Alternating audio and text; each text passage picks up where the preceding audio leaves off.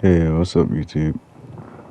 Um, I just had some gameplay, my team gameplay. I think I recorded this about a month ago. I was playing against Shake and Bake YouTuber. Not sure who he is. He was a pretty big YouTuber back in 2K19. My team YouTuber. Then he decided to start playing NBA Live. I'm not sure why, but he's kind of like lost some of his following since then. But I don't know. I used to watch him a lot, so I just thought it was kind of cool that I got to play against him. Um, but I didn't just want to show the gameplay. I wanted to have some commentary over top. It's not really going to be about the game per se, because honestly, the game wasn't even like a comp game, as you'll see. But just wanted to talk about like the way my team is going in 2K. Um, I'm not sure if you guys remember when in 2K19, I think that was the last year where pretty much there weren't restrictions on the positions that players could play, and I feel like that made the game so much more fun. Um, I know like during that year, all like in my team before 2K19 and all like in my team years, no one was running point guards pretty much. Like I remember in 2K19, I think I still have videos up. I was running like PG at point guard, but it's only because um, during that time we wanted to play comp like everyone, like no one's running point guards because they wanted some height at the one spot. Um, but personally, I feel like that's what made it fun. Like to be able to put any player at any position, like you could pretty much create any lineup you want. You know, like I don't really play Madden too much or Mud. I used to play Madden, but I feel like when you play, I think on Mud, you can put any player at any position, like regardless of regardless of their actual position that they play. And I feel like it just gives you like a lot more freedom to like play whatever you want. Um, the past year, 20 and 21, I just have not liked the position restrictions on the cards, like because it gives an unfair advantage to players to users who have enough MT or money to get like the overpowered players like Jalen Rose. Like he's one of them. He's 6'8" point guard.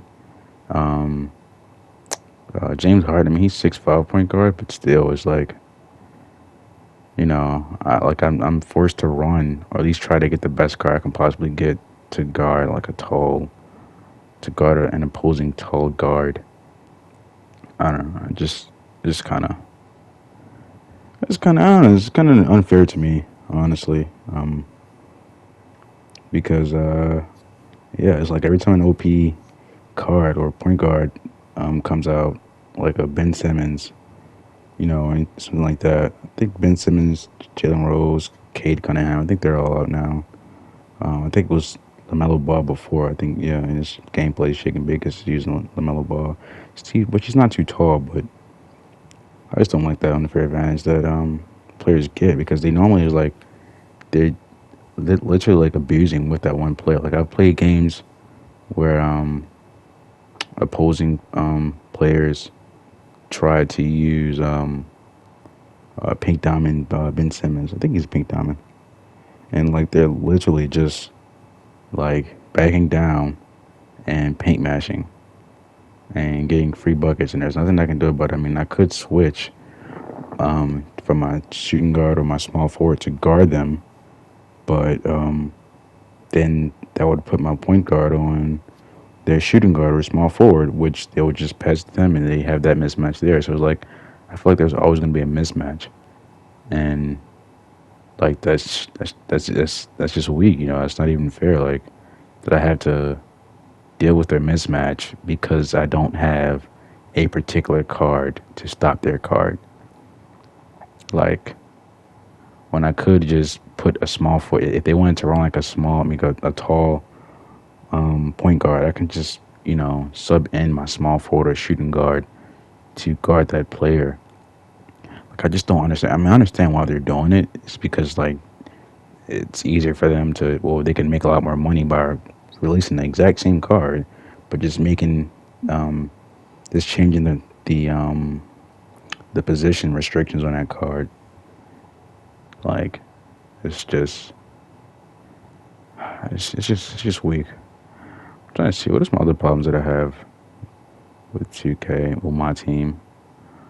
Um, I used to complain about how OP the off ball defense was, but you kind of get used to it. If you want to play comp, like no one on balls unless you're a good enough dribbler and you have to force them to on ball. Other than that, yeah, no one on balls, and like that's something you just have to you know get used to. But like yeah, you kind of get used to it. Calling screens, calling plays. It's a part of the game. Just makes you a better person if you can be able to on ball and off ball. 'Cause that's usually when you play against good players. At least for me, there are times where like off balling is just not it, and like I have to on ball because they're just too good. Like they know how to dribble, so they know how to get around the off ball defense. That's another thing. But like I remember there was one guy I played against. I still have the gameplay, but for some reason, I think might be like when the PS5 came out, the update they have now. If you don't go into your settings to include your voice audio, then it won't be included in someone else's video, which I kind of don't like. Like if it's game chat, their audio should be included. Like I don't understand why their audio is included if it's in game chat. It's so weird because it kind of messes up my videos. Some of the reactions I get. So when I play against some people and I'm beating them by like 20, 30, like they get so mad because I'm off balling, and they call me a bunch of names. It's really hilarious. I wish I could get the audio, but you really just can't because of some people's settings. But I played against this one guy. I guess he streams on Twitch, something like that. And he was trying to show his stream how to beat someone who off balls, cause off balling him. And like I ended up beating him by like 40, 50 points. It was bad. Anyway, he ends up asking me if I wanted to play like again. I guess he's trying to prove to the stream that he can beat me if I on balled. And I'm playing him again on balled. I mean, I didn't beat him by 50, but I beat him by like maybe 15. Like I was just trying to explain to him, like like you can't get mad about how someone else is playing. Like I mean, I guess you can get mad, but like if it's in the game, it's fair game. Like it's not you can't get mad at that. You just adapt. The best players adapt. To their environment and what adapt to the opportunities. You take advantage of the opportunity. So you can't really complain about the off ball. And you can complain, but you can understand that's how it goes. You know. So yeah, I think that's pretty much it in terms of like some of the things I had to talk about for what I didn't like about my team. I just wanted to include some commentary over this gameplay because I wasn't going to make any edits. I'm just going to let it just run straight through because it's only like what 13 minutes. Because I think he actually ended up quitting Shake and Bake. I mean, I would love to play him again. Maybe we could wager.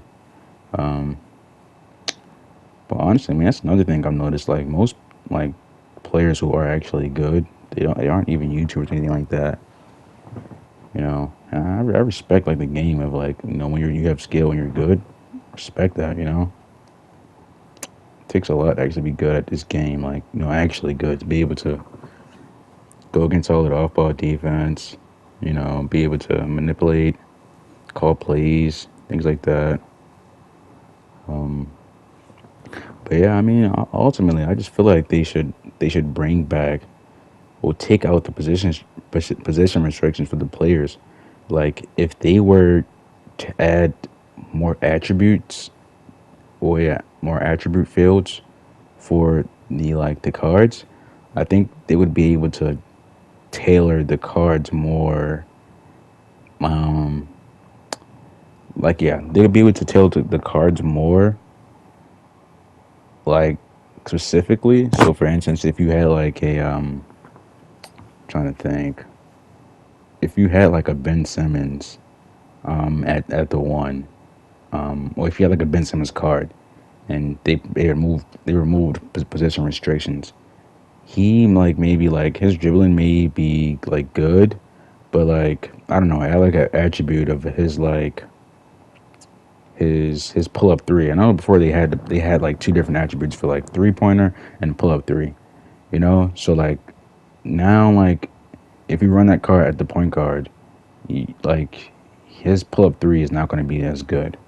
Like so like or his what do you call his speed from the triple threat, or his shot after using the pick and roll from the three. Like you can get very detailed and explicit if you add more a lot of like you add more attribute fields. So then you won't like even once you move the position restrictions, you won't have people just running tall players at the one because they'll be missing out on a lot of other like attributes that an actual point guard would have. Like being able to pass.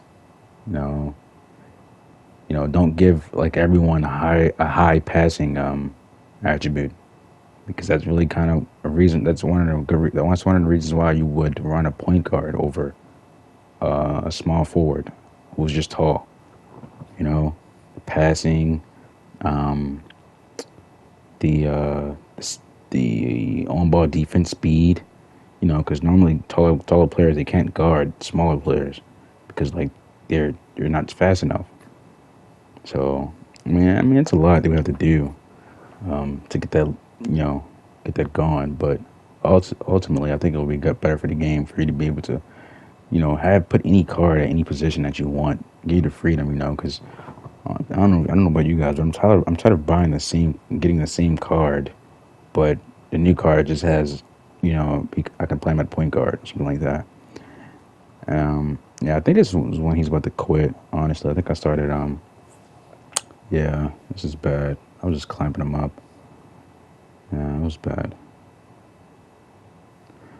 Yeah, I think he's about to quit now. And at first, I was just kind of happy to be playing against him. That's why the game was kind of close. But then I was like, I don't know, I kind of forgot that it was him, that it was like chicken big. And I'm like, I just started, just got in my zone. You know, I think this is where he quit. Well, that's pretty much it for the video, guys. Thanks.